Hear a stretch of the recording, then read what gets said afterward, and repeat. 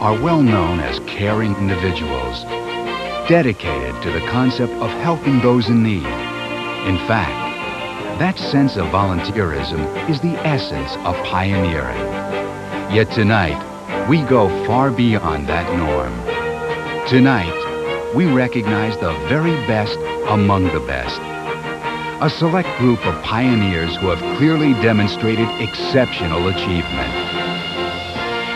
Nominated to the Pioneer Hall of Fame by their peers, recommended by their chapter executive boards, and selected by a panel of region vice presidents from across the association. By this honor, we recognize the simple fact that when an individual has personal commitment, extraordinary energy, and boundless love, they become a profound force for good. Tonight, we salute the 1995 inductees to the Region 15 Pioneer Hall of Fame.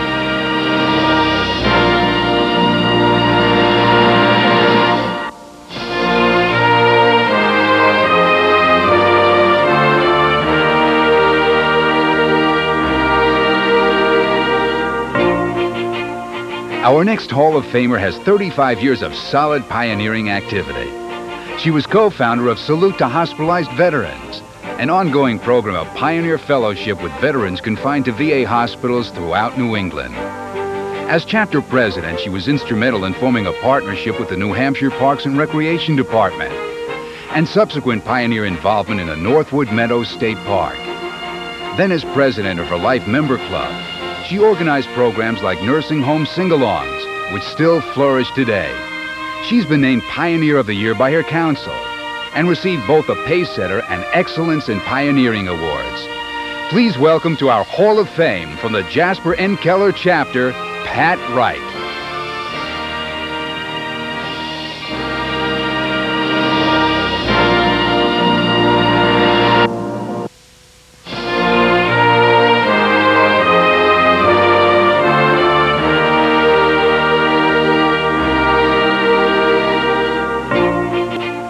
During his term as chapter president, our inductees chapter far surpassed its goal for the restoration of the Statue of Liberty by raising over $36,000. Throughout his pioneering career, he has been a bulwark of community service, helping to refurbish a home for abused children, working with the Ronald McDonald House in New Haven, and contributing much of his time and expertise to the Talking Book program for the blind, so that today he serves as statewide Talking Book coordinator in Connecticut.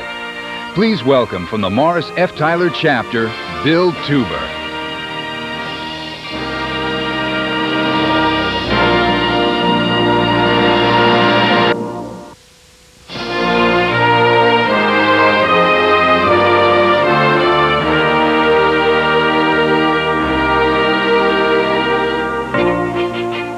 Our next inductee distinguished herself on the job by being the first woman in her company's state operation to hold a toll test job, a symbol of the determination and leadership that have marked her years as an active telephone pioneer and now as a retired life member. Her leadership initiative began in 1987 when she was selected to be her chapter's fellowship chairperson and culminated in her being elected chapter president. One of her favorite community service projects is the Special Olympics, where she has helped with fundraising, coaching Olympians in summer and winter events, preparing and serving meals, and working at a summer camp for Special Olympians. Since retirement, she has been involved in the hospice program and also devotes volunteer time to a pregnancy loss bereavement group. Please welcome to the Pioneer Hall of Fame from the Jasper N. Keller chapter, Kay Hopkins.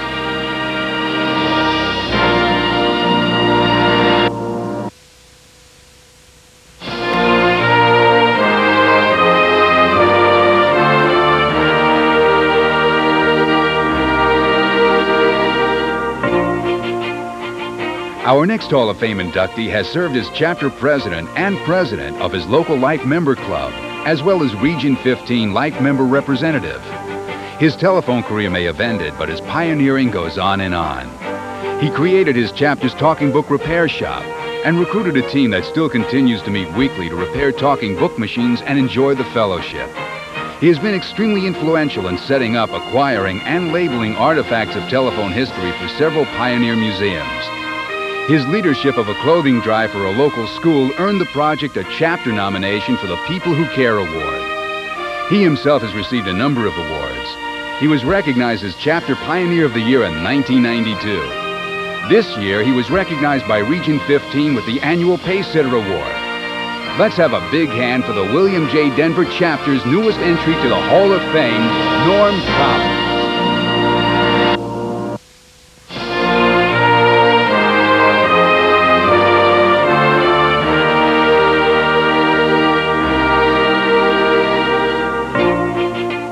Our next Hall of Famer remained in the accounting department for the duration of her telephone career from 1954 to 1989.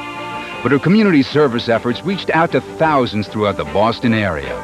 She was responsible, for example, for initiating monthly bingo parties at the Old Soldiers' Home and the Charlesgate Nursing Home, which continue through today. And her efforts at helping to furnish a home for families of the terminally ill have been widely recognized. But she didn't stop there. She's been involved in numerous walkathons, the National Arthritis Foundation, Special Olympics, and other community service projects. For her dedication and commitment, she was named Life Member of the Year at the 1994 Regional Assembly. Let's hear a loud round of applause for the Hall of Fame inductee from the Thomas Sherwin Chapter, Winnie Murray.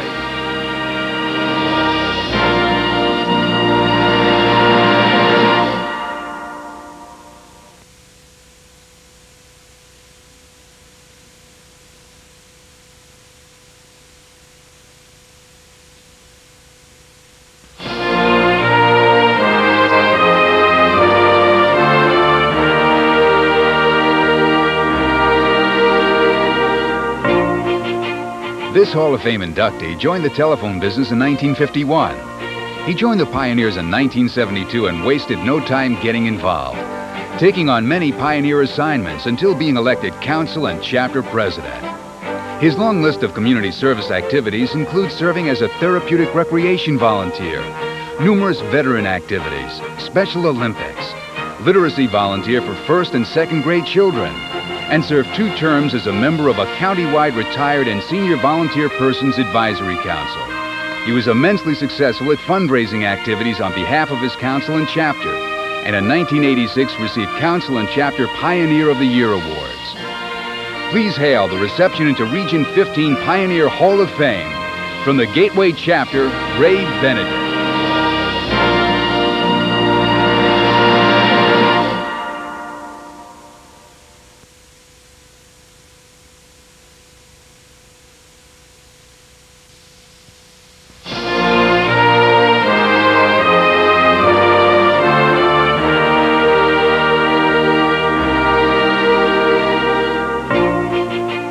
Our next Hall of Fame inductee may have retired in 1988, but his level of pioneering activity continues to soar.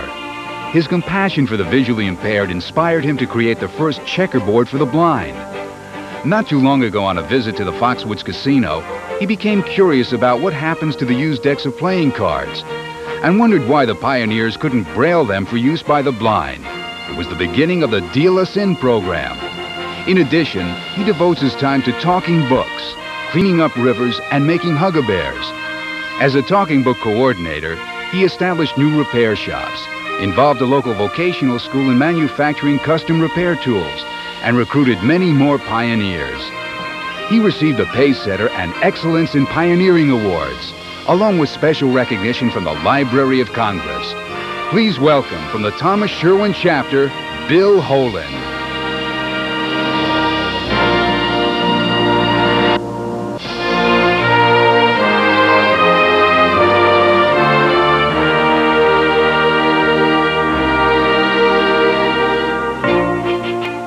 There is one incident that best tells the story of our next inductee into the Hall of Fame.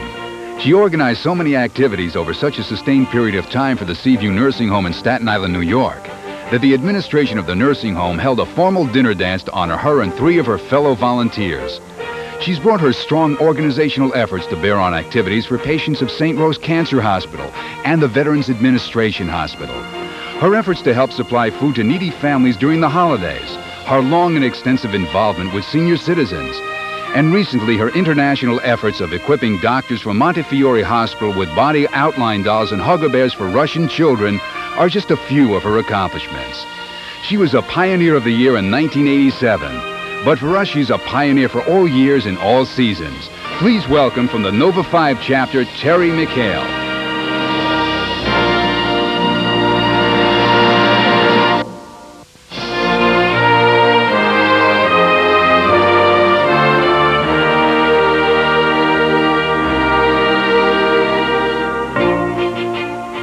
Our next Hall of Famer retired in 1975. When he first joined the Pioneers, his natural outgoing personality made him an immediate hit as chairman of his chapter's entertainment committee. He later served as chapter administrator and guided the chapter through a major period of growth. He's continued to be very active and as a life member president has initiated some of his chapter's most important programs, including Health Call, a traveling Pioneer store, and a comprehensive hearing assessment program, all of which continue to flourish today.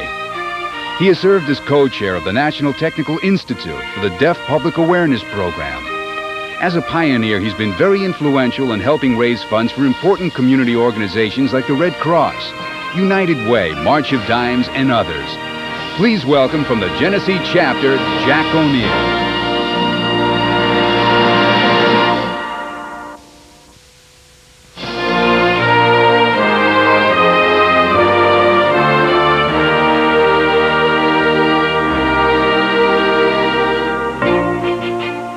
Our next Hall of Famer started pioneering in 1981 by handling her local council's annual Christmas toy drive and has never stopped since. In fact, she's accumulated some 8,000 community service hours on behalf of the Palmanock chapter and is still going strong. You name it and she's been involved. March of Dimes Walk America, holiday meals and activities for residents of substance abuse at rehabilitation centers in Long Island, a phone home project for hospitalized veterans, abused women's shelters, Special Olympics. The list goes on and on. She served as council and chapter president and in 1994 was named Woman of the Year by the town of Brookhaven, New York for her volunteer contributions. Just last May, she accepted the Region 11 People Who Care Award on behalf of the Palmanock chapter. Let's have a big round of applause for Donna Tranchina.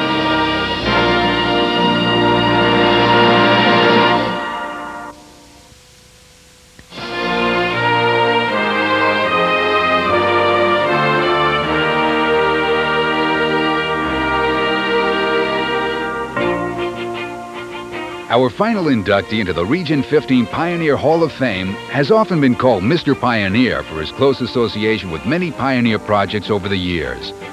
A former Pioneer administrator, he has distinguished himself in the fundraising area, while always having time to serve the community as well. The list of service projects he has been involved with is a long one.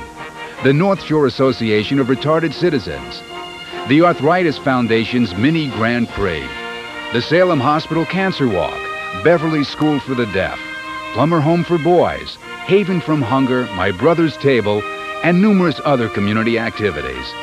He has held almost every Pioneer leadership position at the chapter level and continues as a life member to spread the seeds of pioneering wherever he goes. Please give a hearty round of applause to our new Hall of Famer from the William J. Denver chapter, Roly Pinot.